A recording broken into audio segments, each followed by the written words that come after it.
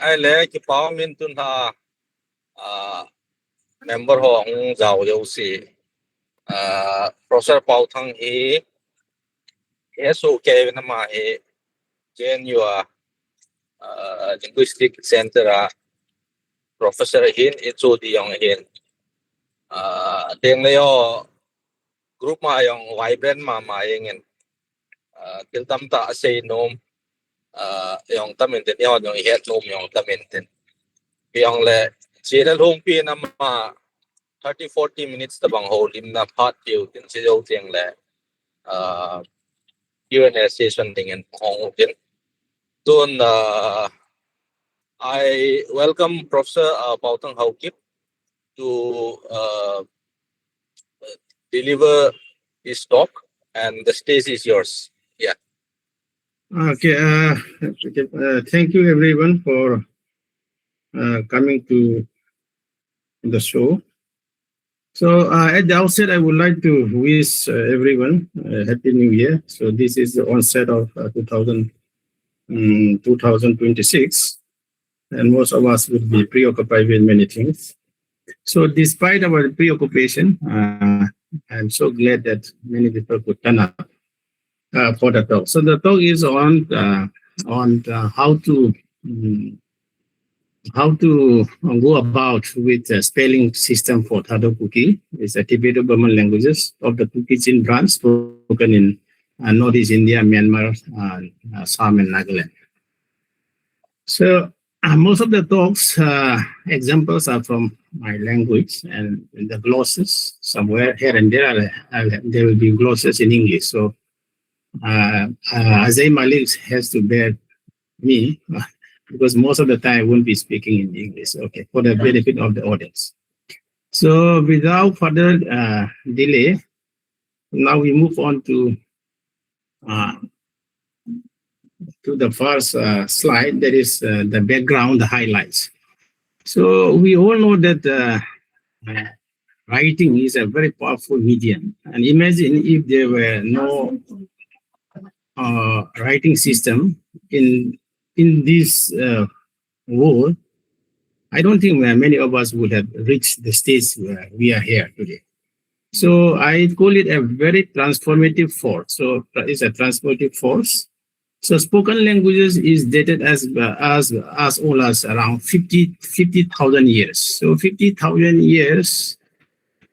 for history is quite a long time. Even 1,000 years is quite a long time. So 50,000 is what linguists believe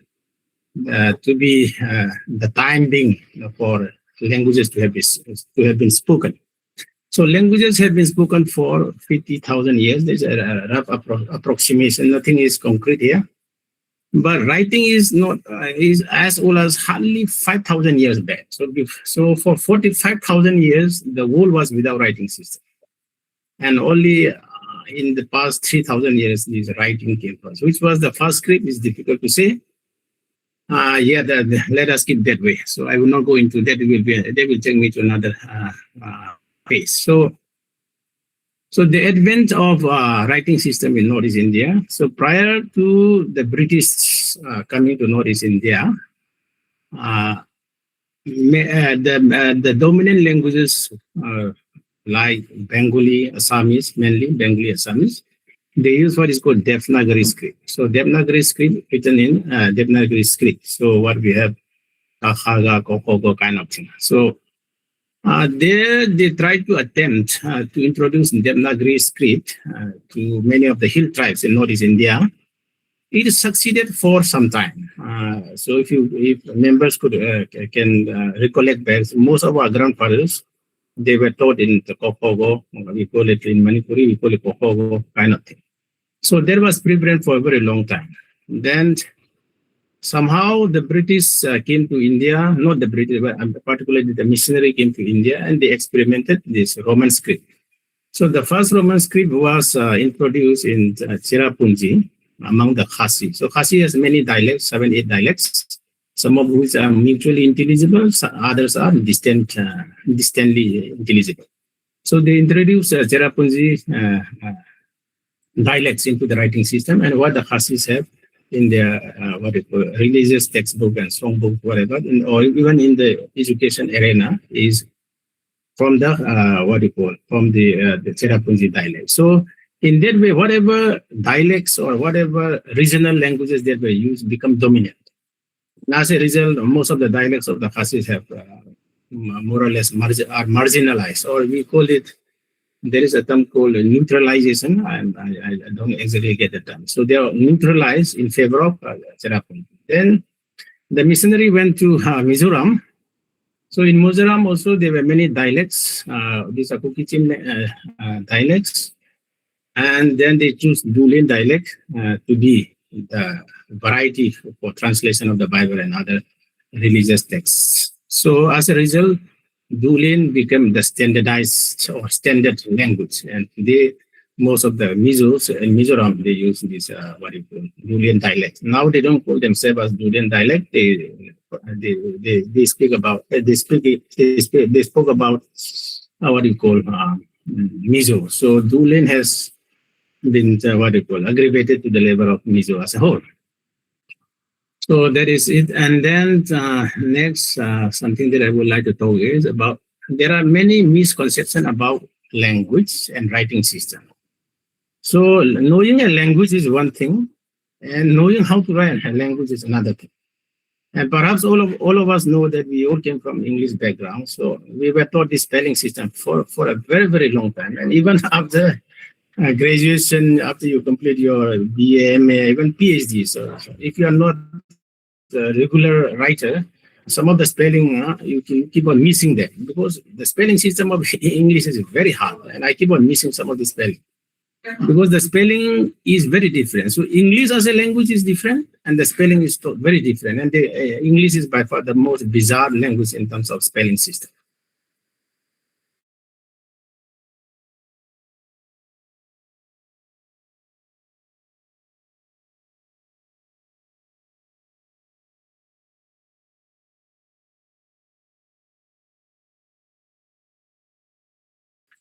So the choice of script, whatever script that we use, the choice, the people's choice or the community's choice of script will have a very it will have a bearing on the way the language is written. So it will have consequences of its own. So if the writing system is well established, then it will have a very positive consequence or result. But if the writing system like ours is not properly framed, then it could lead to perennial and continual difficulties in the way of writing system. So what I'm trying to do in this talk is, despite the limitation, what we call it Roman script, and the actual name is Latin script. So this is a Latin script. Some of us in knowledge we call it Roman script. Sometimes in colloquial English we call it English script. So this Latin script has a lot of imperfections, and my task is, within the limitation of Roman script, how best can we reform, how best can make the spelling system uniform. That is my task. And finally, the goal of my talk is to plan a language. If you plan your language very well, then develops your society. So to plan a language is to plan a society, and to develop a language is to develop a society. So language is not only a medium of communication between two persons or two group of people, but in fact, language, as we all know, can have a lot of developmental aspect if it is properly planned. So having said those, let me quickly go to, I have many slides, and then now coming straight to the Latin script. So we all make use of this Latin script. It is visible to us. We call it ABCD. So here I have given this one A to Z. So ABC, and in the circle I have circle only the vowels. The vowels are circled because we don't have much problem with consonants. Consonants are more or less fine. They don't pose much difficulties in the spelling system. So what poses difficulty are the vowels of Latin. So these are English alphabet. Alphabet means this ABCD. Sometimes it's called letters, sometimes it's called alphabet. So alphabets or letters mean the ABCD that I'm referring to. So the circle are the vowels. So we have A, then we have E, we have I, we have U, and we have O. So we have 4 vowels in English or Latin script. So I've already given. So this creates a lot of problem. Unlike Hindi, where we have where the sound and the letter have some correspondences in the sense that you say, instead of saying A, they say A. Then we have another A is longer, A, E, U. So English script is not functioning that way. So we have A, E, I, O, U. So A, E, I, O, U doesn't mean anything. So what we intuitively have, now coming back to our language, anyhow, A, E, I, O, U is a power. Is it imagine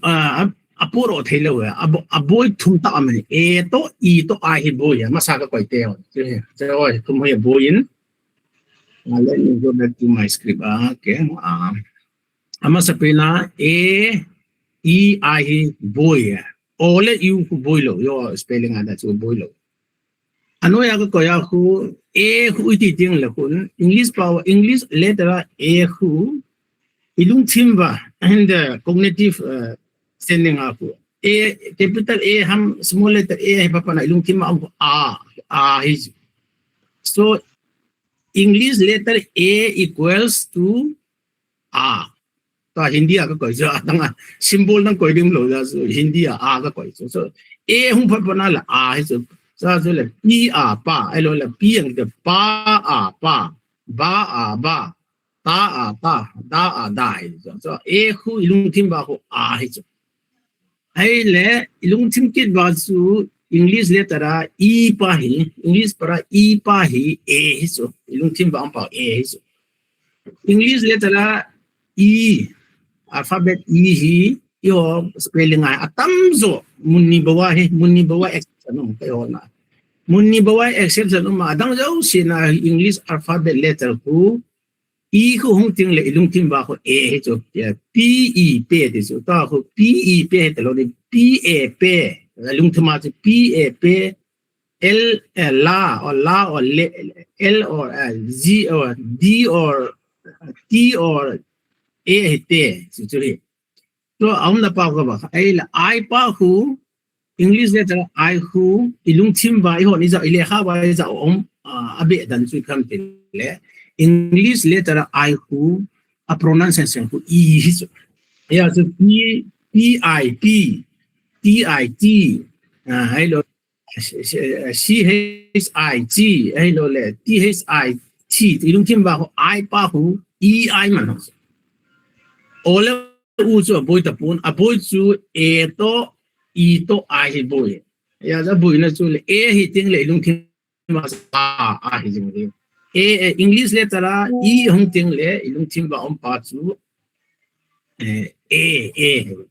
so le English letter I hung ting le ilung tim ba su E so yan ta example ano ya ka in pa A hitalo pa CHA elo le sa la elo le L la hình na cho là bùi nó đi mà chăm talo ai là sun toa su E pa hu toa hu E pa hu A hita su P A P ai bằng ai gì tiếng là sun P E kiti ai bằng lung chim pa so P so P A P his lung chim spelling as P E is oya ai bằng a câu đó pa sun P A P C H E J L E L đăng P E P P A P lung tim mang so English letter E equals to just A L aya hui ba kinai la kun aya hui ba kinai la kun I hu lung tim ba E hi chu P lung tim ba P E P so I hu E hi chu E P I P C H E L E T E T Z E Z M I M E NE ni tại là chúng ta cho chỉ là chúng problem lo đấy, chỉ chẳng thùng hin problem bồi wa, lẽ khai gì nó hon năng Bible hắn năng tăng hệ lại hi, về lẽ atam zo hi ai ko yung themba I cái mang ai vang a chu, mun khalam mun khat mun nia ko ina ka chi e dia ko he ba ko ilung themba ko I pa ko AI ko ti na, ta chu chu yo lang lang kilut tan, chu abu này chú lệ vowel hi Hindi ta banga hi pau hi chung pau chung men ama phonology chung này abang lo hin vowel cham ne ya vowel sound ang ai a ji ho a ji phem te la vowel at cham le a sound dung ju ya chu meaning ki khi ta meaning a ki khi a he le chun a meaning jo ki khi lo le chun chu kho lo a meaning ki khi pha na chu vowel cham le sound chu meaning chung por pha na chu writing system a chu umlo ya chu homographs ki ti jo le hong ke tam ta hong le do ya jo pa wa a ta no ya ka te ho no ya ka te a Hindi to ko pi tha hai a chu so ne ya a sao chu la a he ya aba na ku I ti pa ku a ka ti jo la nai a hi ta chu I ka ti pa ku a ya a ai lo ai le ai ka ti pa jo ai ka ti I hi chu I yeah, I don't think it's a boy tapo. Just to look it out. Keep noting about the. What can interrupt the? Okay, help. You got, for example, A iman na wa na. You got tengin chi unta chi yung hiya and slightly different sound che kiti yung chi le che ki ho tabang na. It's sound pa yung so ano lang lang Okay, I'm coming to so bon I detail ta hong din na pa ato atsu Hindi ay bela to Hindi ay chi a so a di pa Hindi a so a single a thing Hindi a in Hindi hi phonetic based spelling so a single I think le a cha a ta siu a sao so a da so bang ti ting so a cái gì là băng ai là cái là băng ai là băng ai là I thì Hindi à trung nào gọi cái nó chỉ ai by I thì u thì hỏi đang hỏi ha bộ để xem đang sukan kan bahasa Hindi next tu acu imu tawin itu udah itu full slide higa ball thay lah full slide huya ma kamu kita full slide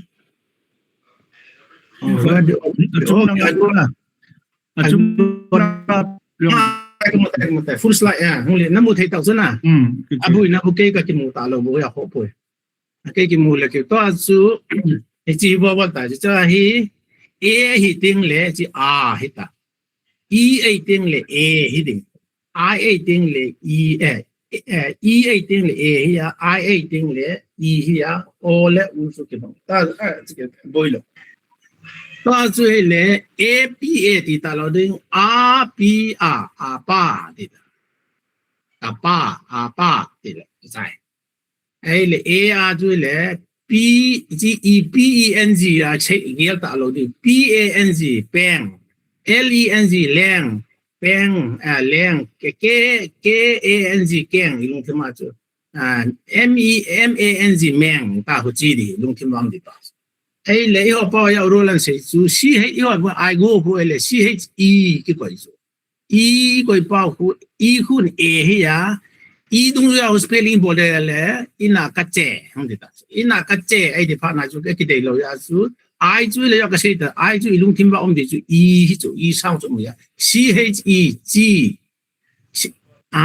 H E G 就了一般一归话是了就一就 A pronounce 不了了 C H E J 但是安杰密杰来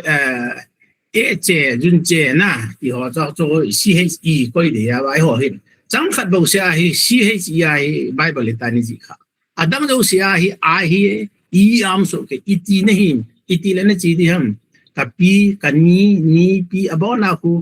ai na yo siya ku ilung timba ku I ma CHIGI chỉ thu chẳng bao giờ hi ý sẽ tên là cái gì cái gì chú hết làว่าchú I chú E hi à lấy bao chú E coi vào ina cái chế thì à không có được na cái gì à chú ấy cái ông bùn sao chú cái sẽ cái hiện tin tu na ban lúc cái tàu chứ lấy A for apa cái gì E ilung tin mà A for cái E thì ta lo A for peng cool leng meng ti hong đi CHI hi ta lo CHE LE ME ni ta hi chi le chu hung boi ta lo đi chi vowel to my spelling boi ho ti chu ka ko do adang zui le o boi pol và rule ho chu là sang chu vowel sang ai ja chu ta ka pai. Okay, let's move on. So the problem of existing spelling system. Yo buina pin pa hi te la homographs. So homographs ki ti piam te le homographs sui ti ting le homograph means one spelling na spell thu chang chom mean thu chang chom pronunciation chom a meaning yang chom hi cho chu spelling khat ki mang chu tong khana chu bong bong ki ti ai lo ki mang na ai cho ta bang chu tam tai ho pa wa chu dim se na chu hi thu chang chom spelling chom a meaning chom spelling thu chang chom meaning chom ji chu spelling khat iman ji wa chu i bui la cha chu ki boi it's also homographs. So homographs mean one spelling for different pronunciation having different meanings. So there are words which have different pronunciations and they have different meanings. So ideally, if words have different meanings, different pronunciation, the spelling should be different. But in our case, your case actually là chu thu chang chom yo là kan kong lu de. I mean a kai dan yang chom. I mean yang chom spelling to dim se yo la chun list ka bol go na la chun paste yang ka phai ta ba do lo ya chu yo la kan kong lu ta de cha. Okay, let's move on. I le isi pidu chu homograph chu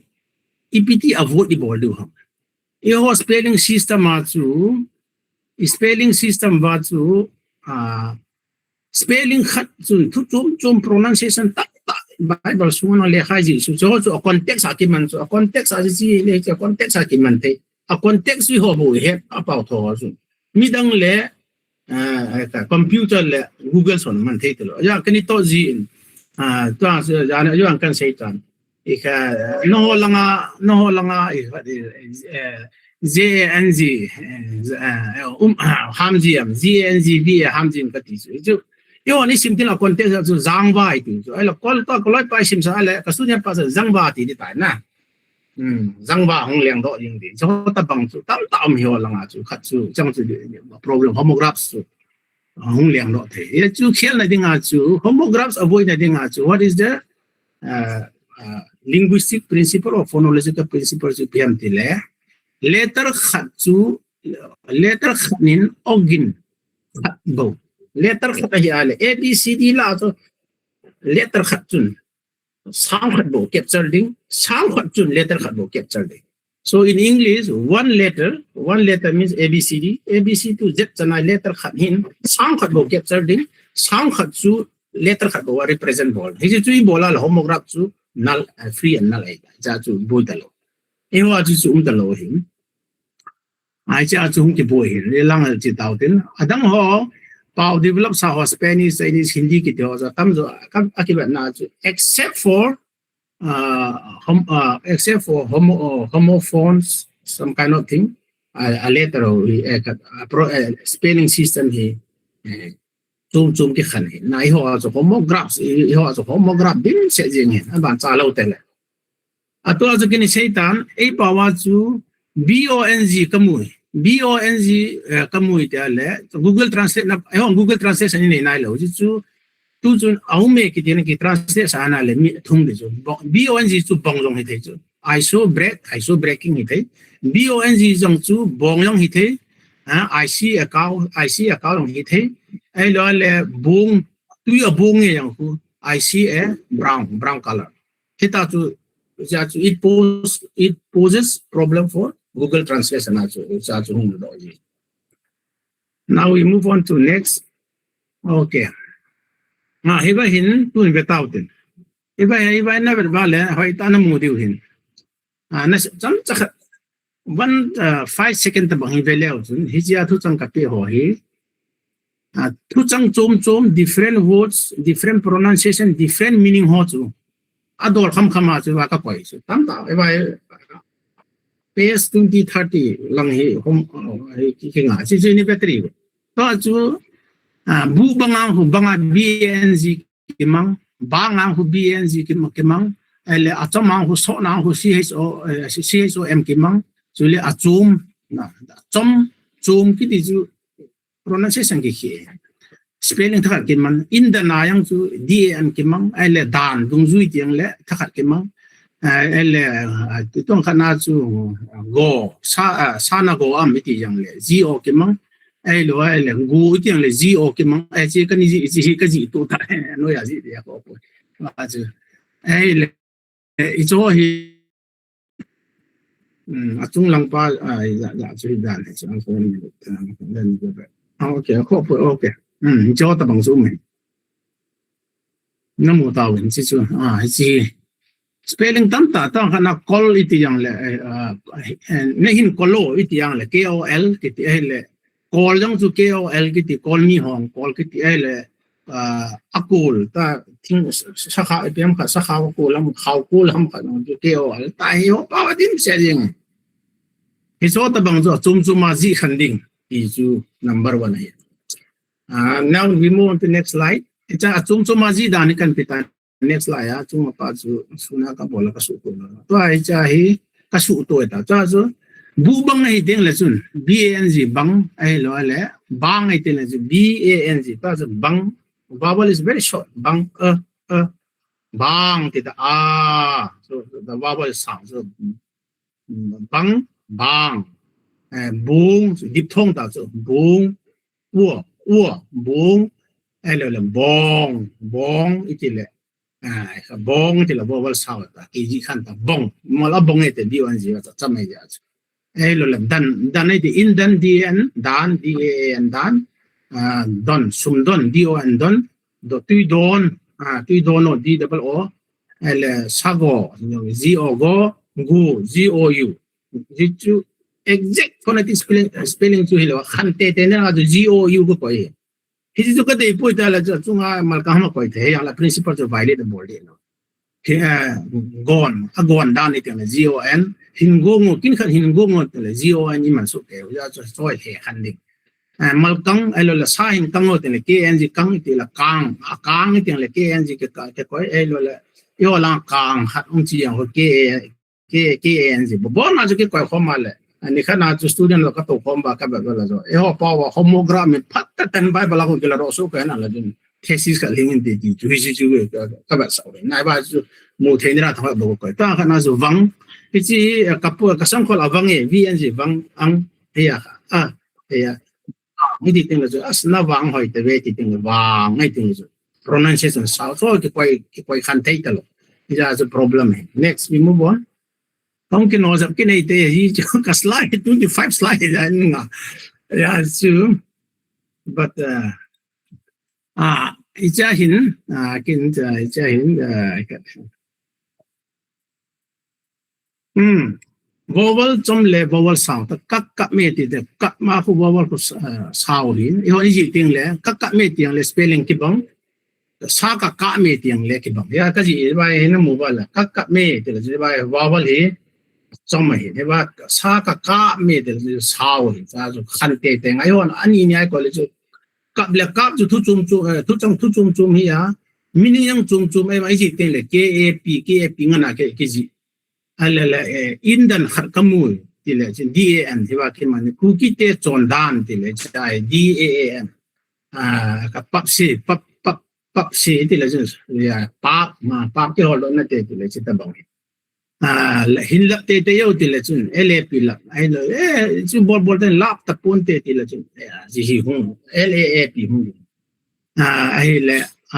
dak ti zu adak me ti la chun dap he de ya hi chi hu puna hin da mo de puna ka hin da punin ka hin da ni ti ting la chu hi chi chu su sao nga hin a bon ke sim da po de a chai na la nga hin to ka na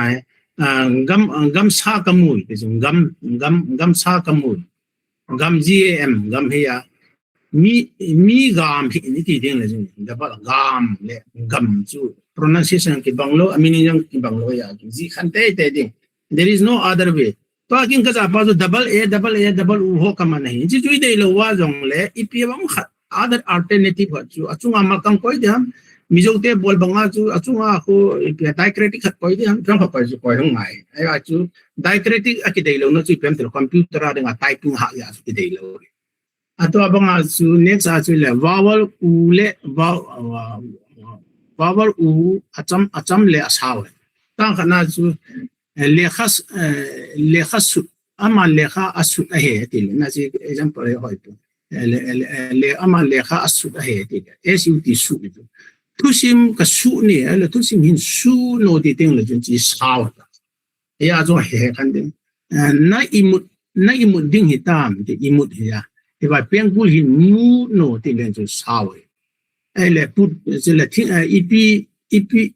ip na hin put ham ti le jun chi ya tui apu ne ti le jun ni meaning spelling yang mi a word jang chung ya de khel te nga da le tui nei sun pio le sun bu ne pha nei ta ya ju sun le sun ki to ju pronunciation chung meaning chung hin pul na apule ti le ji khar ya pul ha ne ti le pul le saw ta jo ta bang ho pa din se ne pasal thum ahunge thum hiya aje lakhana chu thumin na ki piding he ti le chu thum le thum chu meaning yang chu e pa wa sai lo hela chung me jing pronunciation chung me jing tam ta mi cho e pier sa ne anu ya ho pier sa ne lo ya e langa ve langa koi lo ta tang khana chu lu nin che langa acham pai lo lu nin ai lo le chun e inno ya kun kunin iti le kunin he ba he kun e pa kun lo ya chu koi ta lo hút na về ham thì tiếng là dùng hút lo ya sẽ về là ngay cái quậy lo so gul jang su sao ya ai ba gul e pa gul lo ya chu là ngay về là cái quậy ta tang har satul iti tiếng là chu sao ya tul lo ya chu về là ngay quậy lo ta next vowel ja ka seitan vowel hi hon iman de e hi de chu ya ka seitan vowel vowel letter hung ting ja idung thim ba chu sang hi de ya chu PAT pet pet ai là gì PAT pet in sub phonetically ang chu pa e ta pet pet để cho pat le pet ho ang chu cái khăn ta lo ho spelling sa ka pat ne gam sa gama apet ne ai là ka loi in akunin apet tai something like that and bang bang here bang til basket here bang in til jun b ilung thema a n g hung de lm sang e til lam lem here l ka se ke le ke boy le boy ti pa je ilung thema a de nga ka se na hi lem chu tang nang hin lem mo ti ting la jun sao ngai na a bon ke je se ba le pha lu de hin chi su khat ka ta chu ole yang him kin sam hin pot no ti ting la san sam pot ina ka pot do e ti pot kot ai ting kot hongin ti ya tui ka ko ni ti ting la chu sa se sao ngai sot chu pu se nei sot ham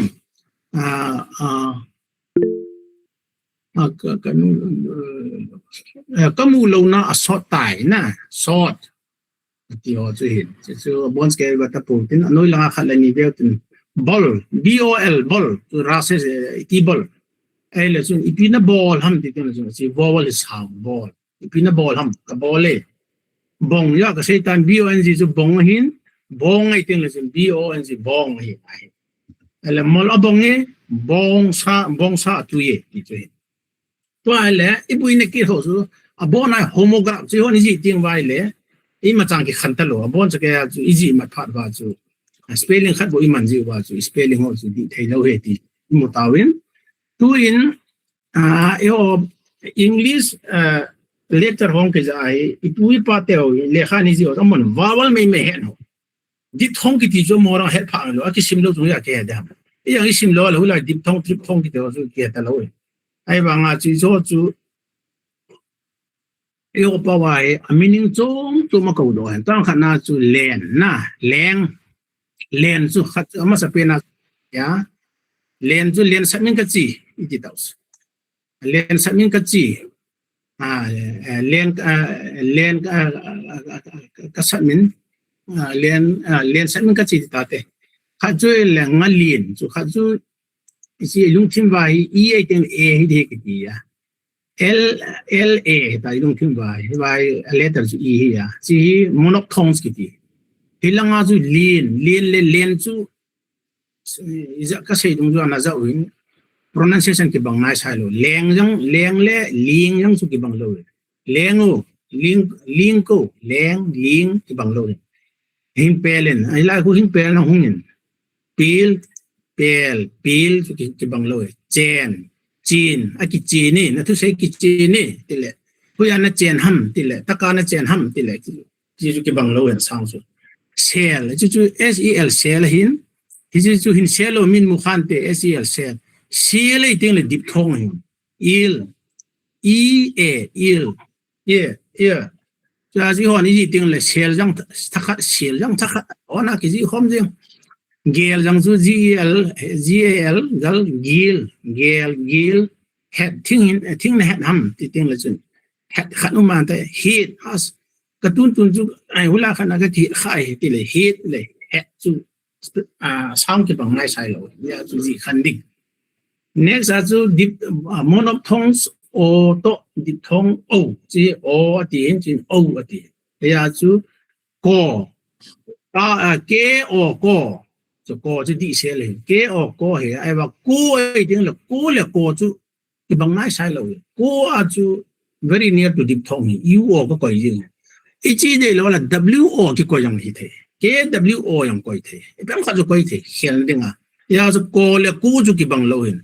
abu ina chú khát lên yang say ta ý chí cũng khăng à chú Bible xin phao ý lo chú spelling chú bê đan ta hay chú kila ro thế lâu chú ala ro chú hai I understand that part cái nó thì ta lo cái ang cái bùi gì ấy chú lung chim chú bê nó gì chú spelling ấy phao chú khát abona cái sim thế abona cái hết na ấy bằng à chú đi lâu nó chỉ cái point nào bộ ya so hi chi khu hin ka ko he ti le chu ko le ko chu meaning ki bang nai sai lo pronunciation ki bang lo ipina ko ham mi ko ka ko hi ele po sam na po ham now ka pu e po ti ho chu go sa ka go we de la ma kha na le chu go zu e go le go chu pronunciation ki bang nai sai lo chu le bo abo khum tai ai lo ji thing na khu abo e thì lệ cái ipina bu khum ham ai là thing khu abu hoye ta salary te bang kha lo na mu tam ai là chu hi chi khu hin hi so khu hin lo ai lo ti ho ai tiếng là spelling khiang lại ta khana ai na so ham ti tiếng là chu ai na so ham ti là so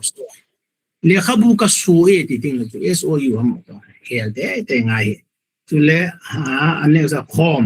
khom chơi le gather so mi hin khomo ai lo ai le khum insan de nga khum su yo ti ho khiang ai tu le akon ki ti khan kinin akon chu da akon chu lampi akon ne ti le chu huya ku nan hung ham ti ho ni ke o double o yang ti malo ke o n bo man ho lampi akon ne ai le chu huya ku nan hung ham chang la bo na ji za khom ho la sa chu ki bo he ti chu le chon CHON jang chu chon ti chú lệ ngari cái chỗ này tiếng là chú thắc ai mà next diphthong cái mình là tiếng vowel cái mang họ toa chú ba còn chi toa vây là cái quay bài ai bài bố này vowel khát bao sẽ cho vowel khát là đi yêu sẽ thì bố này thì diphthong số cái ya chú họ chỉ pattern thì bảo ya mi đồng họ xem là pattern thì điều chứ là pattern chỉ hailstone của gil thì là gel thì điều to bao nhiêu khu deal hit lo del atidiu git jang khu git it lo get atidiu unripe yang ko sell atidiu gil yang zu kel atidiu trap yang zu tel atidiu ta zu di thong ko ya le asang ni batang pathin ta zu gil te hoya hoye dil git asil ji thei asili asilang hi thei silayang hi thei sil sa ka ne yang hi thei gil ka gil kili elo le pel trap isi pil pel ai po isi pel lang pil thang ka kame ti le chang so here next we move on ogin ki bang ahi wanga spelling tum ki mang to jo ka seitan ayo ka seina chu ch I hitting le ilung tim ba hi I pa hi e de ka ti tan I hi nge ilung tim ba e ni ch ilung tim ma chu I e hi ai le ch ji hi di no e ji ting ba le che dai ji ina ka che e ti ta ai le e ji te ni yang chu salt ji yang hu sola hu ch e ba ho alphabet e hu man ki lo tu chu ba ho I man ki ilung tim ba ji di chu ch I the lo ch ilung tim ba chu ai le chun is idea liang di bang di so ke adi lo na chu go bo wa di lo go a hu ina ka che e di ta so ch man e pa ji pham ka te le pronunciation a he ka ti ne ya so na ch chu ai bang ai se te le ch a che so a che jun che ji in che te ho de bang so ya chu che ai le chun hi ba chu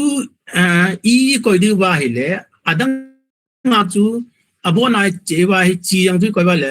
me la che so de te lo ai le mi li ka mu ti na mi le ka mu che da hong liang lo da so ai le gam gi a chu gam ge hong liang lo da so ai le mi yang chu me a hong liang lo sa gi yang chu sa ge a hong liang lo mi yang chu me la hong liang lo adang jo sia ki dang ki jang di so ke ya tu chang ni bo ki jang di lo chu ch pa ch I pa hi adi I chu lung tim ba e hin ai ba e pa hi in alphabet e ko ta lo chu le ni kana le ha ka je la tipna kan ne te lo t e p tip ni wa ba ku English alphabet na letter capital letter small letter e ko pa ko tep ni ta so tep na hong liang lo ji te ni a hi ke mu dong jo ji te ni a ji di lo adang sa ji di next we move on ai le tu chang syllable ji ting le syllable is different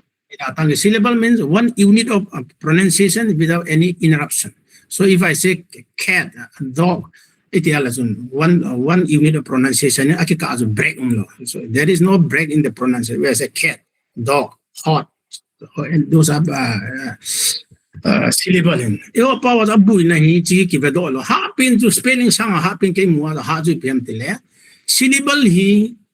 mi hum khom tiang la so ko ki ti kha ni ko ki ti chu mi kha ko le ya ko che le ki ti chu interrogative mark ra ya ko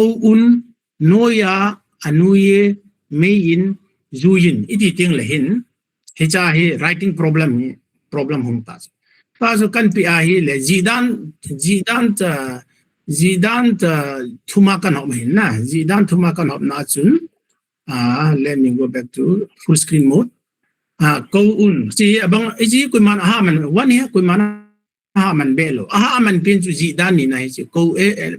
le kha ji hon bai bala ki ji lo ba le kha ji ho tu lai ai câu chu apostrophe ni pi ngai pi ba sam ti le chu lai thi kha ji ti nei chu amani ki ka thi kha ji chu apostrophe ba ke koi chu câu ba chu thi kha ji chu sang chin kha ji chu no ya anu ye me yin ji ai là jidan thum na chu ke chi pai kin jidan thum na pai ke ji nam je direct so câu hun chu chi di ta so câu hun ama so câu hun cho là so hu ya ham no ya ame te la ya chi ai vowel English phonological rule chu whenever one syllable ends with a vowel and another syllable when one syllable ends in a vowel and the next syllable begins with another vowel, then there will be two rules, either insertion, as in this one, insertion, or one of the vowels should be deleted. It's a phonological rule. You as well, addition, no ya, anu ye, me yin, zu yin, jikin, 3 pa he zidan thum na pa he zidan thum na pa khu hichi le khabu sunga hi ki chi pi he he ba yang hi chi yang hi I ka ja ta lo so ya I zui de lung thum ma chu pronunciation E hi dia HICH HECHE hi chi I pa chu ka ko nom na tin let's move ai le vowel khat kila do ya ka se ta so vowel khat kila do de ham ai lo la ke koi be de ham ti chu I ba ta ja pa zidan he ban thum kin chu in chun chun and hichi chun hichi ni chun ba chu zidan thum ta am li ta hichi ni chun hai ta ji di ham p a n I ham pa in ti dam apostrophe pan ti dam p a n pan ti dam pan ti na kapan hi ti na se ti dam hi zo chu ama in ta ji dam aman ta ji dam and le ve in ele ta ji dam apostrophe ko dam ven ti dam apostrophe za la ji ma dam ven ven ko dam ele ven ban gam nai tai ven so pita ban gam nai tai ti ta banga chu ven ai le ama pan so ta ji dam ama pa apostrophe ko dam ama pan ti dam ama pan ka ko ma tin se ama nun ka ko ma tin se kai pronunciation na so asau ya chu zidan li na pa hi chi pi le zidan li na pa hi pa khu zui ding ha phai ti so is sai then consonant ta vowel if ta when consonant he ta hi syllable khat su consonant na ki chaya if one syllable the first syllable ends in a consonant and the next syllable begins with a vowel then there will be what you call there will be assimilation consonantal assimilation progressive consonant assimilation jaw I ho ba chi kap in hi tai ji kap tal in ai lo le kap in das ke koi de ham ai lo le ba hi koi bang apostrophe koi de ham ai lo kai ji bang ai zidan li na kap min ke kap le in khu ise ko mal kap in hi lo kap in hong so min ai le chun zoom in hi lo zoom min ta la ki ji mat bai bai khut in hi lo khut min pat in hilawa patnin ala pun in hilawa punin bolin hilawa bolin hiya solin hilawa solin hiya thilin malkang thilin in hilawa thilin kiti ki sei ko ji chu le assimilation in ji chu hiwa sang pa hi ama anukha pa sang pa hi amalanga pa khun aki kailu ni ta so by pronunciation by default akailu ta so ji ki kailu to assimilation kiti consonantal assimilation kiti to sun in ti dam sun by das koi dam apostrophe koi dam ke ji jo ile a pronunciation dung ju ya sunin sa sunin malkang sunin ti ta bang hen na ji mutawin zidan lina pa hi pa khu ki le khabu sunga le kha ka ji ai chu next mana publish de ja pha cha chu talks chu demand hong ki bolan an san pi ji was ai le possessivity chu le thil khat chu ku ya ham to khana chu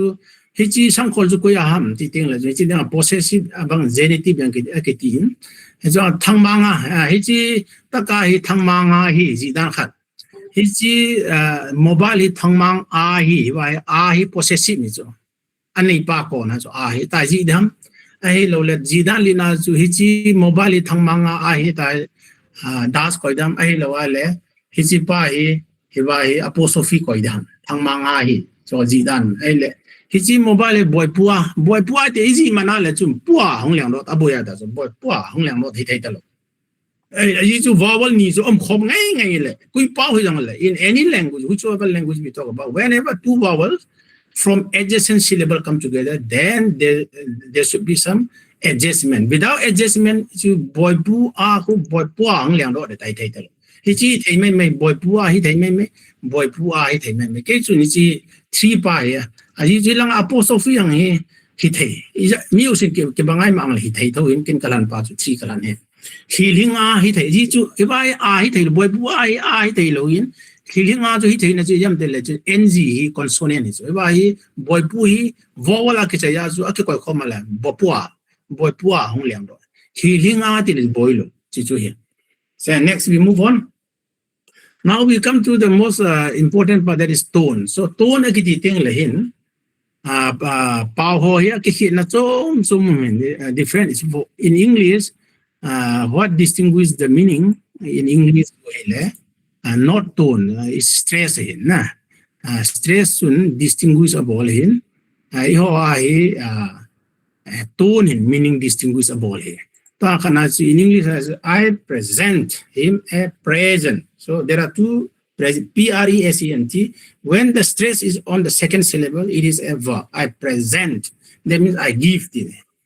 I present him a present. So when the stress is in the first syllable, so that distinguishes the meaning. So present and present, one is a verb and one is a noun. So it distinguishes. So English has that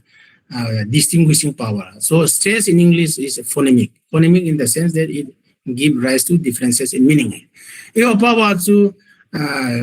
high kane high kane meaning hello because it is stress language hello. But ours is a tonal language. Tonal language meaning 투장 spelling that they have 투장 sound ki bang sound ki ba ale spelling ki bang ni when two or more words have the same sound but they differ in pitch anim le ashaw dung zu ya chu meaning chum ke kai yo pa so Tibeto-Burman African languages Australian languages survey dung zu ya chu more than 80% of the world's languages are tonal okay except English and some other Hindi, Indo-Aryan language, Dravidian language on tonal. Most of the African languages, Australian languages, 80% of the world's languages are tonal. That's which is it. Yeah, so ogin asan le anim dungzuya meaning meaning chum hungpodo chu ton kiti yo power to ton power ta hana chu ton chu spelling aki koya le chun ima sam boy telo de ai banga chu ton chu ke koi ngai le atu aba hichana ke boy ta toni koi wa le khaji wa le ingol gam de pa wa tu dra chu ton ke koi nai lo ta khana chu ton ke koi ngai le nga chu nga khanumin thu chang khat nga ki thu chang khat min nga ki ti khat min chu ka ya nga cho nga thum tang nga chu le falling tone thia ko na wa naung khila nga I think le chu sang three ya sang pin he ton la ke cha ka koi symbol ka man la khuma ko na khan hung khila so nga che la ka nga ka nga si ting le chun tai hi ta zo sentence zo se hi tai ji hung ai ai le ji bol ba le chun I ti du tam ko ni ji pi du nam tio big challenges aya kan seitan most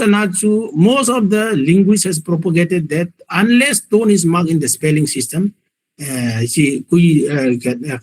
writing system, itabangin ko niya triangle. It's not near imperfection. Imperfection ito yung momong. Ay bang atu context atang do kimaje atu. A context tone hi a context akoy tautin. Atang sisi suto utin tone hi context akoy tautin tayo koy. To ay nibela jun sa tone sa nga lay tui mu may tại may lay ai là khá giờ hum ipi hum ipa ho khá giờ là hum giờ lâu là hum pa ho khá giờ là loi chứ cái room in loi biểu thì họ quên khá giờ là trang vai mi vai cha khá giờ là cây tay cái hình cây là cây ta cây thì cái hình nó cây em chứ nó cây mà không nó cây ham thì chú spelling đi ta chỉ nênว่าtone hi compulsory to language of belief hin chú cái man lawai là tone chú spelling system chú ai thấy chứ meaning difference là tăng rồi tone ngan chang cho bang ka lam pu min na mini pi ham min nim chú khat chú pita adang cái lại cho tam cái nên cho chú cái chân chun coi phát triều tin now almost coming to the few slides are left. To azu kan paiwa kan batan. To azu tun thum hin bang tun thum chule leng yang ki zo. Kamin hi kamin Pauthang hi elo la thei amin tai chu. Min namini piham thei min tam tyang ko tun ki bang hin man ya. He's also homotone ki ti. Ai la chu mim ai de mim ai ten lo rising hin. Lo ako na one hi alopin tun alopin ako na thuma kal doi mim na namini piham min ai la chu min min than dan min than hi ta chu chai min mu le bo ana chu le call chu le ani ma ko na sanga chi call kha chu le call kha chu le call ang ke ta ai le next chu te le mol mol ai khana chu mol kha chu le kang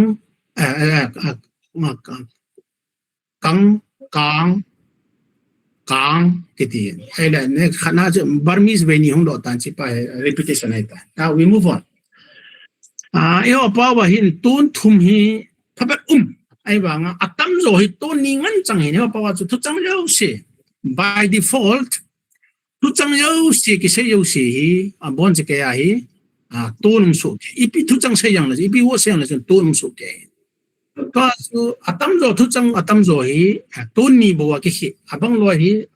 ton thuma ki hi phabat tam lo atam zo chu ma hin chu list ki bowling ala pace za khalang si den chu ki ball lo ta hana chu bay tai bay na po da bay dan na na hoye ipina ki ham cha khana chu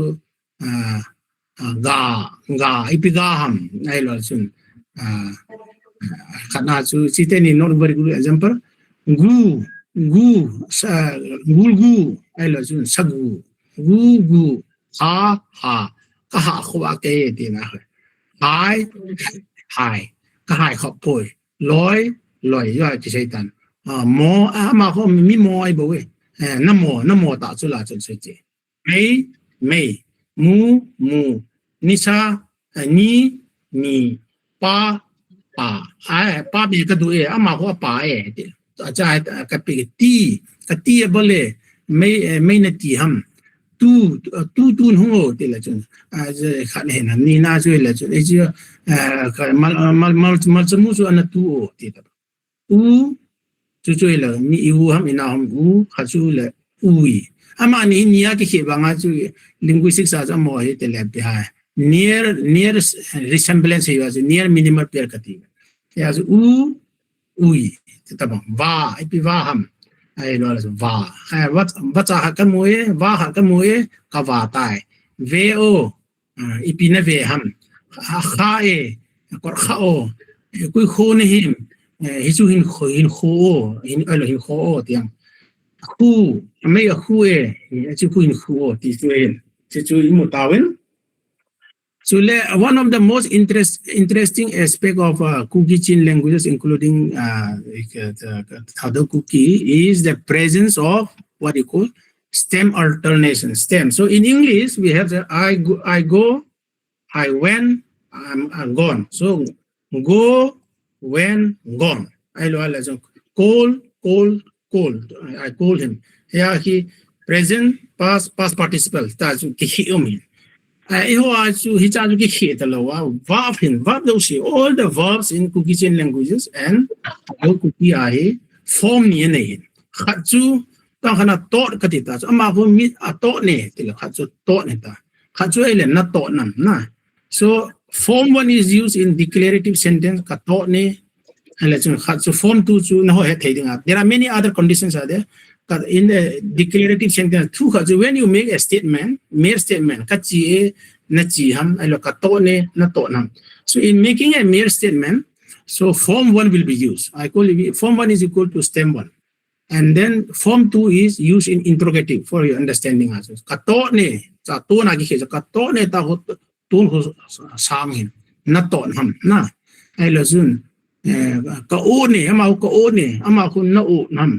ai là sun kapo ni na po nam so la sa hang statement sa hang ton tree chu stem wana sa han dan na ama ko min thang hi amin than dan ai lo le ama amin than dan ti ta bangas ki jang ana anat dan na chu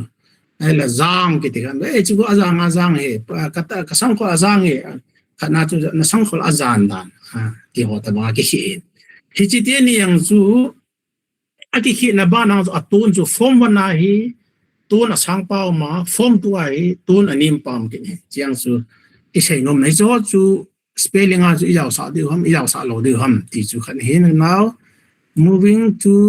almost the end tun ki bang yo sei ta tun lo si aki bang ki ni tang khana chu min I pe ham chu le ya ka sei ta ki chu thei min tai chama ni monotone tu nam ki bang he chi le chi mela chi so hu ya na chi dam ta ma ne hi same tone same pronunciation ai lo chun nam wa cha nam ai lo la mat ma ne same tone same spelling amo ya ki ne. Now coming to the end, agam kai dung zu ja thu chang ki mang ho so pao yo sin variation in there are lots of variation between British English, American English. We have food part one, we have they call it land and many things. Laboratory they say called bathroom so on. Filtan ta hi difference agam kai pao yo sin variation is a norm, not an aberration. So every language have a variation. Yo pao habang loi kun thu chang ka jai among la thu chang hi ke la ve na ki ko ho hi ke gel da hi no di pone tu la you can ask me thu chang a ve la ngam si hi to my mind it's also natural pronunciation ai hin ai easy thing ma la hin jit la nga pa easy you so thu chang ki din ke po kai kam chang thu chang ka ti lo ka ki ji thing la je e khat hui ko ba e equal to a ka ti tan na ai lo kam chang ki ti na kam chang cho ngai ta ve ki ta ba ku man na kam chang ki ti lo a ti yong mai the cho variation ka ko he na ta khana chu mal hin chai ta ro kan je ni ring mala ka je ding nam te mal mal to mal mal ai ta ai lo abang la mol mol cho variation abang ka lo jun thing bang ko nga ka pu banga ka pu ki tu lo abang la benga ka pu to so variation ka ko he hi chu na hat tam ne hat tam ji asane abang la asane ti tai cho chu abang lo jun gan thei ki ti ka gan thei dan tu lai sum la pai ka nei pu abang gen gan thei second part pronunciation is a sim de gen thei ang liang do den na zo tabang zu variation ka ko whether it is variation or not it's a part to min quite out now I think that is the end of the presentation kasi nung pa zu hele hichi hi ho hi akishu to la wa hele spelling to whether is not the question about our liking not liking so let to existing literature Bible adang dang nei ho hi so hi kimang ding di khang ya ha kimang ni ki pai thei lo di so jing di so chu pai mang de ti nang lo now the question to ipa ho chu in the former setting hai ta English ho bang German ho bang Chinese ho bang hil ta bang chu for job purpose school hil di wa ta so class 10 pass in ring chu in lieu of Manipuri chu ila wa mai thei man ba mo su to pass ma imu ya na ai ba language formally introduced school boli ti ting la chu unless sound ho chu Spain ho chu capture ki bola wa hele how are you going to teach a language chu hi thei lo number 2 you can never go for higher education as one there is a stumbling block another stumbling block so la ya ka say tan homograph means one spelling for many different words with different pronunciation that's the language abounds with them na and it's also to while also somehow we also have to take into consideration about the tone also tone also ki pai thai lo ding if we don't take into consideration those things then we cannot use it for information assessment also in the technological world now to like Google translation as to like AI world khang heta if you want to Spanish ako na to Israel lang at isu pyo tam ta boita ala abui na ho to ala mo Israel kana Hebrew pa ko na ai chu thu bo tai ho la ke thei to lo chu yo pa match ball ti wala chu aboya boy ai lo ho pa long chu hilanga Israel lang ham Spanish pa wale ham til chu unless we have an uniform spelling system that will not work chu that doesn't discredit what the past writers have already done. They did what they could to the best of what they know, and the credit should be with them. But that itself is not sufficient for introducing a language in a proper education format, and also in order to link with technology and AI. If not now, one day, one day, whether you like it or not, people will be forced to do. The principle remains the same. The principle is not violated. What is the principle? The principle is there: one sound, one letter, one sound. So hijichu ngai. Hijichu hijihi nup le daman hilo, they lo man hilo. Ipa also at par with. For example, English is a most bizarre spelling system. So if you want to learn English pronunciation, English phonetics, you have to throw away entirely English letters because none of the English letter captures English sound. So you need to learn English phonetics that everybody knows. So the dictionary on the banana within scope brain kind of pronunciation is okay. So you power it tin it is tin THIN it is to tin a sounds of so it's hard to. What English has done very brilliantly is that they try to avoid, though the letters, English letters and English sounds do not correspond, do not match one another. What English has done cleverly is that they avoid homographs. Nation to NATI wants you to nation. How can knife be NAIV? And A from the knife is KNIV either is knife or knife, whatever. So English pronunciation, so spelling I for example, doubt. In English spelling DOUB, doubt. It's a pronunciation key. Boy, school can as Mika say Nazi. English phonetic BU, boo, FFA, far, boo, far. LO buffalo so spelling English was buffalo ba who ba as ba sang who BUS on who basilo so basil is BRS M kind of basil. Now in my concluding remark is that somewhere, whether we like it or not, this unpalatable thing somewhere as reform our language higher education there will be a lot of inconsistency nowhere in any system, whether in banking, whether in education, whether in any government, in any sector of the world. People look for uniformity, and ours has no uniformity. So unless we come about with some certain kind of uniformity, it's not a question of I liking, not liking. Now, lastly, to spelling ka ball pa I have already experiment ki ball hin. Experiment ki ball la khatui ga asim sa le khat chapter yang ka student ho random student ai mi ho ko win kasim sa bol sorry bola double n manam e ji chui la context amat ho so context asna amat ho so ansim ba lai khat lai ni sim teng la chu aba na sim su nal so ta so bui nam ta lo so o chi ta o ina ka chi di teng la so CH E hit the ma I am and I equal to E that's all. English E equal to A. So a symbol for short-term duration there will be some kind of pain there. The pain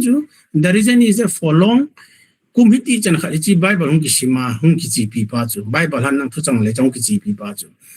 khudat na chu khat veya chu iti ba thang pa chu unfamiliar lo ki bang lo khat mi ji kha lo gi chu neo kha chu boy no te e ba nga line ni sentence ga sim jo ten hi ji ta le adang ai sima la zone jal ta so bong bang bona thu chang chu ke het chen jing ta chu Yeah, as English was BONG who translate bolding 3, 4, 5 meaning 2 độ để thì bằng tàu bằng sự hình tin. Anyway, I tried my best to make the audience understand the spelling system of our community. I hope that enlightens some of you. And if there are any question, query, I'm here to address them one by one. Okay, thank you.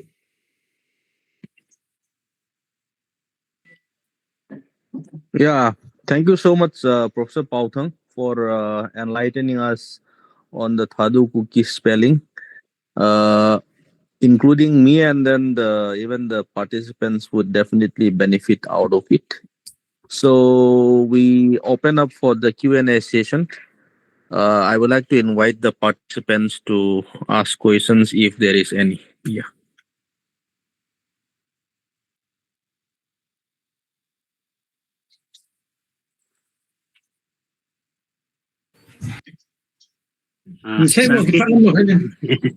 Sakit hin pargana. Let me break the ice. Presentation cho kichi share jing na ibat legend very simple banga cho hit the banga presentation hin gundo dinga effort pi ding pa ji gela le part na lung tim tha tam pi lut dinga hin. I really appreciate sir for bringing out such issue. Cái question khat chơi le ai ho in script nei lo hi in hi roman script ti pau hi manu hi sarpan nga say time ako do chum te ka na banga a I kiti ho n say chu hita na hiya le hin e on isut pa nu le roman script iman over a pronunciation part ai hua is a do ho mai lo le english a part iman di ham. For example, EP iti palachin abang hin EPI EP kemang cho abang kat kun IPI iman kid na IPI chu ai ho in roman script ai wanga chu ai ho pronunciation pa ki GP EPI iti pala roman script as well as iti roman script ma pronunciation pa chu iman kid no chu akat na hin tin ani na ding achun ai ho hin GP khat alloy tum hin GP này bên abang hin ngul ho in anasut pa dung zui khu GP te de ti jang men abang in bible pa hi GP de ti omen etia le hon atha be in bolwa le sarpan tham khat hin tong khat da atha beng ki bolwa le chen hi chi ho de chen EPT navigate na chikala chu conflict of ideas or conflict of interest tampi ding hin cho EPT pull together e bolwa standard e lo le uniform pana chi GP do ham cho ani na hi in athuna ding a chaina cho hele who will be responsible for to take up that new kind of spelling or new kind of pronunciation mi pizo sin aza thing pa sana koi hin a hin bol do ding ham ti pa he ke a ko na do na hi okay zamin okay sei tawin ipui pa teo sun thomsan na ti kum ki mana ko la ammo hang la ya bol ke chano su with the thing lang pa ti lang ai pun not to discredit ne boy je head na chan wa su ni bol wa we have the bible everybody benefited everybody kuma sam benefit lo kim I agree to that extent due credit to them. Now, as I said, hijazu ibola mo azu abu nam ham dia ya said homograph some dim sen na inconsistency. Any language cannot have so much. 1 or 2 we can close our eyes. So much. At least can bolai le kan le khat dim zin homograph men. Homograph means spelling spelling khat kimang ai banga thu chum pronunciation chum yo ko dim tai de sei ta wen na. Ai le nan do na zu hiji to mil age polu na le mi hon accept volume na the question is not about people accept or not accept. There is no choice here. Suppose you got to bol wale there is no choice. And hiji to in the on the strict maka sayin I bible o ilabu ho na milham nunga le go lang kidaina wa cha ke ba no za hui na to pin tha na nga ji spelling boy nice I know nothing problem. They continue to use them. I have no problem. Nah. But if you want to teach a language in a classroom setting, for higher education ding aso itim systematic khatungai without systemicity ela jo atam jo hin yo langa pa ho to mar hoang ko ko ni khana kini pan ho I was one of the expert for mar khana Assam University committee member ka pan ho abu ina pa chu ho langa literature detail spelling yang izu ke to yang lam cho chu school ke pulu chu pass mark ding me ke bol chu peang gom na lo thing lo na gom na ta ki jang ai ba chu hoi ta chu language chu hum ke teach ding ai le any language, no language, even an English child cannot learn the spelling of English without going to classroom. So for classroom teaching, we have to use uniform spelling system, whether mine or, but the principle or somebody may bring up, but the principle should be the same. The one letter, one sound, one letter. So the question is, that is not what I'm really worried about. What I'm worried for is how to bring about inconsistency.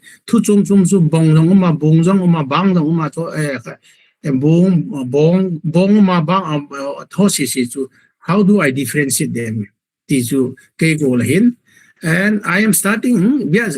languages grow. Number one, I'm talking about. Tunia still kalor tunia still connected to a material developable. For example, UG Sheila Adang Dangako course development course for one field design moves for design. He can chapter 7, 8, he all the spelling measure design word morphology, syntax, semantics, pragmatic, if you have state can course design may mean that the state can sanction lots of money. At least as a linguist, I'm also a teacher of phonetics. I've been teaching phonetics and phonology for a very long time. India, also, at least in the field, also, I consider myself, if not above everyone, I consider myself average as Gigel. Yeah, so it's kabol. Oh, spelling so kamut chin mong to zena kamut chin. It's just kabol. Nah. I used to school as introduce kabol ding island. If people are willing to take my expertise, I'm always there. Nah. As you cut to him, whether he will work more or work on the basis as to two market on table. For simple reason, to make up Pazikan, a goal of Zapagari, Tankan, Takan, put it among her questions on Luna. Yeah, so I really don't worry much about that, but my worry or my effort is how to come about with a very effective and uniform spelling system. Uniform Katibayo Kaseta, tone Kakoilo, except tone. The rest ones I have already captured. Your spelling came and there is no ambiguity. Two spelling untalodi. Yeah, the tone wants to a low tailor. The tone has other complications. The tone to talk quite on. Yeah, thank you. Thank you, Pame. Sir, can question second dot hey down. The Houlim boys must have so about you let Zote. Lamboy, no. Kipame to a Sunday school material develop ki ball na si sauta ki gela ki ball hi ai wa nga chu akat na chu for example la chu Delhi dunga ai lo le city dunga chapong hon ei pau het ta lo na Hindi lo le English amanuta ele ei pau ga hi na dinga chu Sunday school sim tin dinga chu ABC alekabul hil ngaita aile alekabul lo ya chu imaki bolthi talo na to le in langa jong hi school dunga hi ei pau ki bol nom ai wanga chu to isi pau amlo ya chu maki bolthi talo so school danga chu le min at least mizo hoi ta dong ho ta sapong neo cha na mo pa o kisim i wa zu sim dim lo chu tu pe ta na ya chu e chi poi mo ma ya nan bol ki pa ma e chi nga la ya na two things one a choi le no ho linguist ho zo si na ki ho to wa hitabang hi na Seikhom khawam one na aku ti lo wa na bon chawin za chum si lo chun ki ho confuse ke ki diwa hi ja chuna e chu khatna uma chule ani na chu hi chi hi thil poi mo hi ja chu apoi mua bol thi panathi ding ma hi le publication ham ai lo le workshop ham bon thi ding ma hi le na hilanga to ki thua e bol thi hi na ti chu ki ho zo ai thi chanin hong pong ka tiu na in terms of financing and lang pi jong na hi chu we are ready, we are interested. You can see no me. So indigenous study azong hi to azong hi ai chiking ai chama ma ya na. Tulai hi pula pala ka khop lai tau hi Father Peter to langa BKI student ho. Pula pala ko na hi I ho chi nai ho do ding I ho chi na ko na hi theology sim do di na ti. Indigenous theology develop bonding chu I ho chi na chu pula pala alo la team thua hia da cho hi ai na to I te si ho tu chung ka la ha thi be se wa ya hi thu tam pi hi kilap lo gam hita yong le a hing chang si hi a thi ka hi cho to bong chu ma ai chi to ka si pa chu to na bol pa hi e khat apoi mo in hung hapan vin lang panathi ma le ni pangkho mate ti so hi okay la ulang ba sai tan avelem ne ku reply to so linguist ka so disagreement ma sam the only disagreement will be English also le bang kit khan ma wai na bu bang mani khadi so na hin a hi chi vowel a hi ji so na hin ji phonetically a chu ji sao pa ho chi ki koi na ba ko column ki koi pa ho na column ko phonetically a ho in phonetically a chi ki koi to chu kin ji ka koi pa ho double a ka man pa ho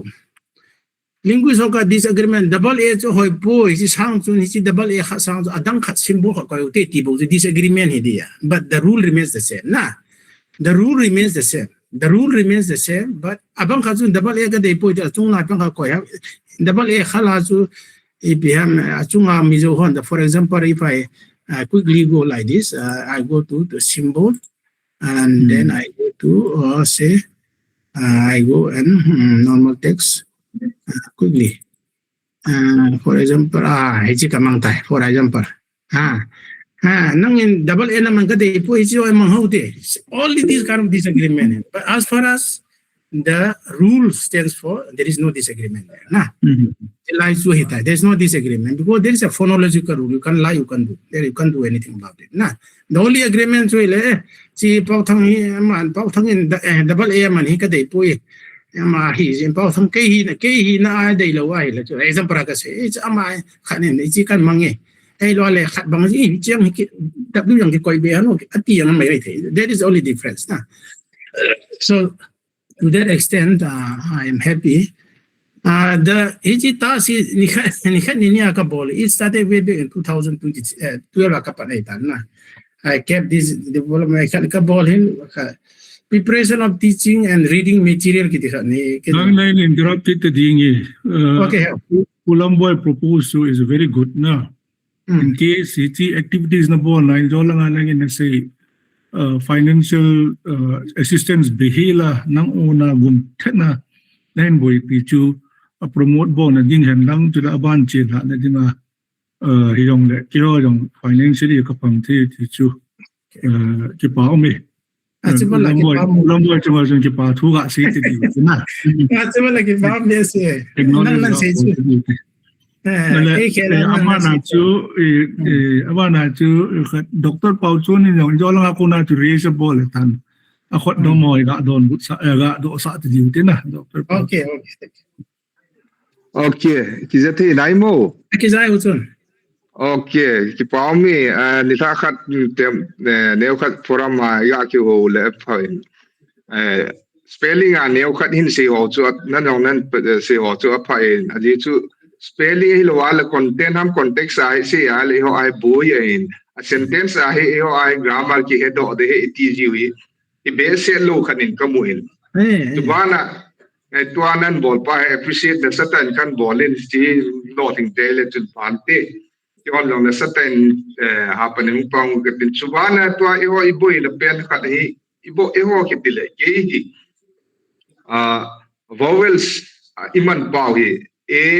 e tutila I hi cha hi in se kitim le hin a yong abang le e a kimang e yong a a kimang I yong e a kimang e yong I a hong kimang hi hin ke yel khana hi masang la ya a b cho e tipa pronunciation iti di ham hi tipa ku man ke hi di ham Agree. Okay. hello Kazai kazai. Cứ thế lang le e to I hung chi ke yin te ti hi ke lu ye le hin na hi the yam hi the mo am Ahi the. Now coming quickly, ya ka saitan na ibu no hi consonant na macam ki boy po e mi spelling. Ibu no hi length ya ka saitan length le asaw le acham la kha ai ta ni chi so mai koi do a ton to so mai koi do ibu no hi only this chai ki boy. Ibu no hi chi ho thumbo wa hi ki boy hin. Chi ho hi ya uchu ni na sei banga chu chi a ti ta lo de chi a ni macam lo chi a hi a hi a hin chi chu YouTube video ka sin the kasi ani yung sa kulit ko ba ito aji ati ta aji eti ta lo a hi so chi e a sei ta lo chi a hi so kile butun hi so chi a chi e ai man pau hi a hi so a chi a hi ta lo e hi chi thumbo hi bu no the rest are fine ale a e ta hi simbale hi so boy ta lo e p bol ham cha ku e man di ham I man di ham hi chi pa ku ipia chu ai man diu ji nam til ai man ne diu ji bam til ai chu e he ka ti ta chu la mun jau sai man ho mun jau sai ai man ep happy kani li abona I ki ji na hi English letter I equal to ho power pronunciation e hi chu English I equals your pronunciation e hizo I su e ti du e pa ho a ti du a pa ho I ti du so hichi thumbo ba screen hin na mu the lam neo sa ba ko hin ji na mu the la ba ko mun nai hichi thuma hi bu ho he adanga ki boi poi ye na se ma ba nga chu sang ta chi ding ti a le chun bible a chi pa wang ko he ye na se ma ba nga chu class 10 pass in na ding epps learning sim the na ding ki mang pa chu man jing ding ai ma literature sang ta ing chi ding ting lo chu ipam khat neo khat systematic deu khat na aki pam except ki bola aki zui lo a la wang chun sang ta hi ki chi zo pon ti chu e ga lung ge le ka ki pai thank you to uchun se ba ni se la do kapitan a ho example pa ka pa pe ilung thima ba ilung thima pe ai lo ba ku p happy a ku pi to ilung thima p l li ta ilung thima jo thumbo he bu no oi ta ka khola danga boi poi adanga hi ja chu atong khana chu chi khala hi ja kan seitan hi ba hin si mang cái tàu tới si hết cha ai lo le si hết chỉ y ba hi e cái tí này luôn thế mà y hi e am cho trẻ ăn trẻ si hết trẻ chi đó là cho trẻ ta cho cái trẻ ăn trẻ mít trẻ thì họ ai le si hết hi đó là si hết y chi ai le si hết o cho si hết yu chu cho ya chu CH A T da lo CH A cha CH A J CH E G CH O cho CH U chu ita ji bola la chu hui lai hui no mistake na ring lo ya chu bible la hu hi chi chi hu go pa hu ina ka chi ti pa le khun chi hu e pa CH E pa man ta lo ding hichi khela go ading out to CHI hiding to CHI equal to CHE equal to chi go hi so go hi na pa ji biam tile IE ti da so CHE ilung thema hi IE ta ya so CHE chi ina ka chi mi li ka mun ai le chu che he ba chu che iman wa hi le chi na chu go a chu ai le li for number 4 a chu li yang chu le ai man ke du ngai ta chu le hung chi ta chu ai lo le li ai lo le dang do example tam ta kapitan na he a chu ibu na pau hi chi so thu mai lesson YouTube lesson cham cha simana example of sta kana chu ta chi la hi chi la hi ta ma ta ta te ta ti e te ai lo ai le ti o to ti u tu ti le chun chu ba ya ba ta na. Okay, I stop here. Sang tibe wang to in popularize o ju kay muna din tu na slide yo siya kitile na to ka yo siya. This is the most important finding. Ti su di ala silkam pi ang kedi ka mo yo te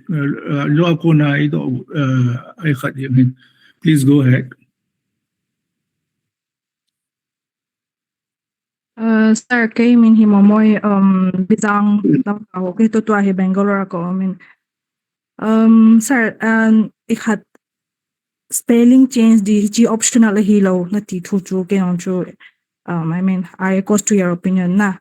ahya chu iti mas mizaw sin ipiti it new spelling development ki bol chu except hey di ham tilang zo a chu hela silang zo a chu ka ga gelin tin le Haokip ka gagel mi zo sin Thadou-Kuki speaking hello Thadou-Kuki zo sin Bible ki sim chu ke ya na book ka dum jong na Bible chu ka mana ki nei pen he za hi mas acceptable na dum de nga he Bible la spelling ki change na sa pen le na hi chu bei pen diam na le effective pen diam ta chu ke gel book dang ho ai le amayal ho jong na chu high school la ya chu amayal ho jong chu Bible la spelling ho refer ki bol chu na hi chu dong zu ya chu Bible la to spelling gi ki balo le ki bang poita chu ki la chu ke high school kai la ya jong chu na ya chu Bible la spelling ki khel chu effective pen di ham ta chu ke gel opinion ke ga share bo we. Okay. And now you can say that ideally first script should be developed within. Now one should develop the spelling system first and then translation dang ho second achidi. You say no pause ile. Pau hi sim tu masat ding spelling system tu na pa le khaji di. Yo as you need to know. Na so people are not academic. Ay la khangwa Christianity huluta ay alun masawa chu Bible nei lo chu pathin to keum jim to lo pathin to thum ta lo Bible nei lo chu Bible is an identity na hung liang do ho la tribe ho ki nang kini se tan Bible la ko na tribe hung liang do ay kini se ta he chi ga chom na bol thai te was ni bol ho ai tan hilang pa we have no control. I have no control, only credit ko pi hin credit only credit book copy you want to Bible khatsu gasu to din ki pas because I am not in the religious authority na but as an intellectual as a linguist in the school domain English he mitam tan khelo so only few educated people wrote English and they after which it spread like wildfire so the best place for changing anything is education so ideally as you have class 9 and 10 ake simdi lo you have KG1 KG2 KG3 ahi in simdi so CHIG itidio CHE ti an che hi unkil liu ya hi lai pas ta lo ji achu class 9 le class 10 direct achu in man ho le hi ji ta le mi yo si ni pita mi yo si mi za khat ni ko opinion za so but none of them is based on phonetics. Opinion so none of them are based on phonetics achilo so ai le it is a mission ai ma pau che ya ju nang ke dang ka pau no na pau ya ju anu ke se ai none of them is based on phonetics na ya ju my phonetic principle is there one letter one sound one letter if a command pass puneti wallet only there is a room for discussion otherwise the phonological phonetic principle remains the same na hejita bang su ahin. But school is the best place. Yes, you are Pauthang Marong Borta, Bawal, BM, recruit Borta. So, some government job pay. So, language is not only communication, is a job guarantee employment. So, NAP, one of the hallmarks of NAP is to develop teaching material in one's mother tongue. Because if a child is taught in one's mother tongue, then the concept becomes easier to understand. We have to go back to the start of A, B, C, D, R, A, E, complex and Roman script is about all boy consonant homeboy consonant lazu W Q kido ko apan namlo so to pay mga W Q apan namlo via apan na uma W Q kido lo so to meaning apan namlo na hiji chang thumai abang le ji atam zon man ba mun khat mun ya za khilo atam zo he hi man ba mun khat mun ya ke jang khi atam zo hi chi e pa e he ke e a ke ma so kai pe che te me le ne na ne ai te ne he in su yo he ne he ke se ai ta chu ti chu pe che pe lung thima pe che te me le ne de ke se ta chi ki to pa na chi ai thu mai khat bai bai le hi jiang hi ki jang hi ai wang he tam do ki jang to a mun kha bai ina ka chi ti na ho chi a pa go a ho chu ki jang khel he so le tip jing le tip na kan pe ni ti le cha ho ti chu ti a ka ti chu chi a chu ti a p ku ne te ta jo ka te na ti de so tip na hi ting le chu I e chu I hu e he ka ti ji te ni ji example tam ta kan pi ai le ta kan bola la chu class su only one class is needed for people but everybody has at least should receive at least one class either online or online video ham khat chu ngai cái mà mua đàn này chứ chưa hết